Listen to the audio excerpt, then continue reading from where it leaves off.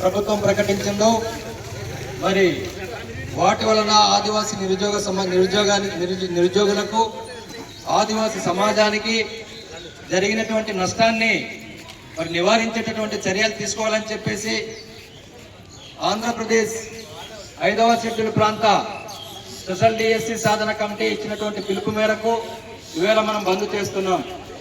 మరి మనం ప్రధానమైనటువంటి డిమాండ్స్ 5వ షెడ్యూల్ ప్రాంతంలో ఏదైతే మెగా డిఎస్సి కలుపుతూ నోటిఫికేషన్ ఇచ్చారో 5వ షెడ్యూల్ ప్రాంతంలో మినహాయింపు ఇవ్వాలని చెప్పేసి మన ప్రధానమైనటువంటి డిమాండ్.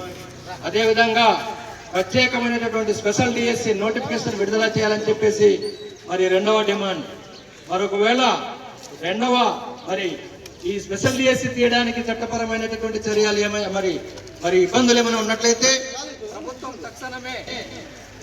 ప్రభుత్వం తక్షణమే స్పందించి ఆ రకమైనటువంటి అడ్డంకులన్నీ కూడా తొలగించి స్పెషల్ డిఎస్సి తీయడానికి అన్ని రకాలైనటువంటి చర్యలు తీసుకొని ఆదివాసీ నిరుద్యోగ యువతకు మరి మేలు చేసేటటువంటి చర్యలు తీసుకోవాలని చెప్పేసి మనం ఈవేళ మరి బంద్ కార్యక్రమాన్ని నిర్వహిస్తున్నాం. సోదరులారా, మరి జీవో నంబర్ 3 రద్దయి నేటికి 5 సంవత్సరాలు పూర్తయింది. మరి ఈ సందర్భంలో అనేక మార్లు ఆదివాసులైనటువంటి మనం ప్రజలు అంటే రాజకీయ పార్టీలకు అతీతంగా, ప్రజా సంఘాలకు అతీతంగా, విద్యార్థి సంఘాలకు అతీతంగా మనం అనేకమైనటువంటి నిరసన కార్యక్రమాలు తెలియజేస్తున్నాం. కానీ మరి ప్రభుత్వాలు ఏం చేస్తున్నారంటే, ప్రభుత్వ పాలకులు ఏం చేస్తున్నారంటే భారతదేశంలో ఉన్నటువంటి ముఖ్యంగా ఆంధ్రప్రదేశ్ లో ఉన్నటువంటి 5వ షెడ్యూల్ భూభాగంలో ఉన్నటువంటి ఆదివాసుల మొరను గోలను వాళ్ళు పట్టించుకునేటటువంటి పరిస్థితులు లేకుండా ఈవేళ మెగా డిఎస్సిని ప్రకటించింది. మరి ప్రభుత్వం ఏమంటుందంటే చట్టం సుప్రీంకోర్టు ఇచ్చినటువంటి తీర్పుని మేము దాన్ని మేమేం చేసేటటువంటి పరిస్థితులు లేవు కనుక ఈ నోటిఫికేషన్ యథావిధిగా మేము ఇవ్వడం జరిగిందని చెప్పేసి వాళ్ళు మరి వంకర టింకర్ మాట్లాడేటటువంటి పరిస్థితులు ఉన్నాయి. సోదరులారా, ఈ సందర్భంగా మనం ఒకటి తెలుసుకోవాలి విద్యావంతులుగా.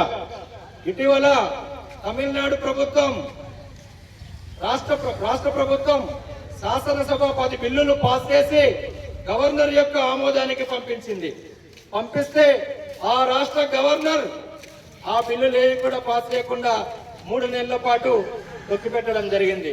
తొక్కిపెడితే తమిళనాడు రాష్ట్ర ప్రభుత్వం సుప్రీంకోర్టుకు వెళ్ళింది. సుప్రీంకోర్టుకు వెళ్తే అది సుప్రీంకోర్టు ఏం చేసిందంటే రాష్ట్ర శాసనసభ తీసుకున్నటువంటి నిర్ణయాల పట్ల మరి కోర్టులు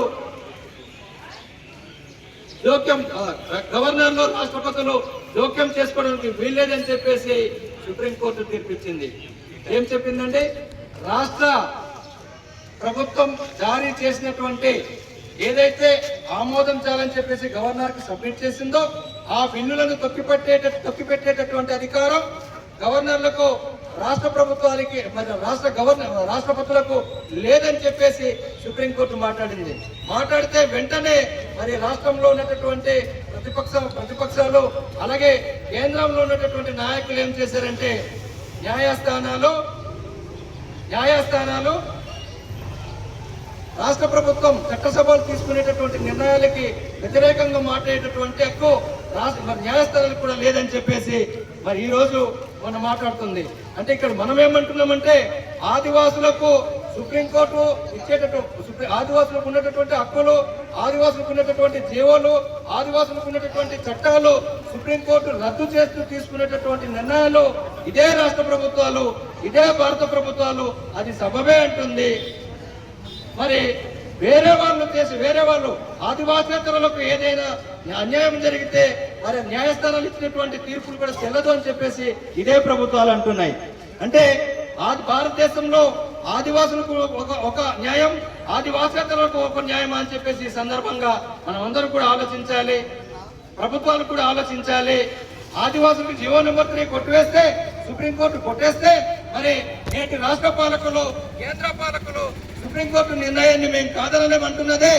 మరి అదే సుప్రీంకోర్టు తమిళనాడు రాష్ట్ర ప్రభుత్వం తీసుకునేటటువంటి నిర్ణయాన్ని మరి తప్పుపడితే అదే రాష్ట్ర ప్రభుత్వాలు, కేంద్ర ప్రభుత్వాలు ఎట్లా సుప్రీంకోర్టు నిర్ణయాన్ని తప్పుపడుతుందని చెప్పేసి ఈ సందర్భంగా మేము ప్రభుత్వ పాలకులకు ప్రశ్నిస్తున్నాం. కనుక మరి దొంగ తిరుగుడు మాటలు ఆడకుండా ప్రభుత్వాలు, వాళ్ళు ఏ ప్రభుత్వమైనా సరే దొంగ తిరుగుడు మాటలు ఆడకుండా మరి ఏదైతే ఆదివాసుల యొక్క జీవనమరణ సమస్య జీవో నెంబర్ 3 సుప్రీంకోర్టు కొట్టివేసిందో మరి తక్షణమే రాష్ట్ర ప్రభుత్వం స్పందించి ఇది న్యాయమైనటువంటి డిమాండ్, ఆదివాసుల డిమాండ్ అని చెప్పేసి ప్రత్యేక డిఎస్సి తీయడానికి చర్యలు తీసుకోవాలని చెప్పేసి దానికి న్యాయ సంబంధమైనటువంటి ఆటంకాలు ఏమైనా ఉంటే తొలగించడం కూడా చర్యలు తీసుకోవాలని చెప్పేసి సందర్భంగా మేము ప్రభుత్వ పాలకులకు అధికార యంత్రాంగానికి ఈ బంద్ సందర్భంగా మేము తెలియజేస్తున్నాం. సోదరులారా, మరి ఈవేళ జిల్లా వ్యాప్తంగా జరుగుతున్నటువంటి ఈ బంద్ కార్యక్రమంలో మనం ఈ 2వ రోజు కొనసాగిస్తున్నాం. ఉక్కుంపేటలో మరి అక్కడక్కడ కొన్ని షాపులు తెరవబడి ఉంది. వాటిని కూడా దయచేసి షాపు యజమానులు మీరు సహకరించాలి. ఇది అందరి సమస్య. అలాగే ఏ రాజకీయ పార్టీకి సంబంధించినటువంటి సమస్య కాదు, ఏ ప్రజా సంఘానికి సంబంధించినటువంటి సమస్య కాదు, ఏ ఉద్యోగ సంఘానికి సంబంధించినటువంటి సమస్య కాదు, ఏ విద్యార్థి సంఘానికి సంబంధించిన సమస్య కాదు. ఇది యావత్ ఆదివాసి సమాజానికి సంబంధించినటువంటి సమస్య. ఆదివాసి ప్రజానికం అంతా కూడా అన్ని పార్టీల్లో ఉన్నటువంటి రాజకీయ ప్రతినిధులు, అన్ని ప్రజా సంఘాల్లో ఉన్నటువంటి ప్రజా సంఘాల నాయకులు, ప్రజలు కలిసి చేసేటటువంటి ఈ పోరాటానికి మరి ప్రజలందరూ కూడా షాపులు యజమానులు కూడా సహకరించాలని చెప్పేసి ఈ సందర్భంగా మేము తెలియజేస్తున్నాం. దయచేసి రక్షణ శాఖ వాళ్ళు, పోలీస్ శాఖ వారు మీరు మాకు బాగానే మరి బంద్ కార్యక్రమానికి మీరు సహకరిస్తున్నారు. ఇంకా ఆ బజార్లో ఉన్నటువంటి కొంతమంది మొండిగా వాదిస్తూ మరి రకరకాలైనటువంటి షాపులు కొంతమంది మరి ఓపెన్ చేసి ఉన్నారు. అలా ఓపెన్ ఒక షాపు వాళ్ళు ఓపెన్ చేస్తే మరొక షాపు వాళ్ళు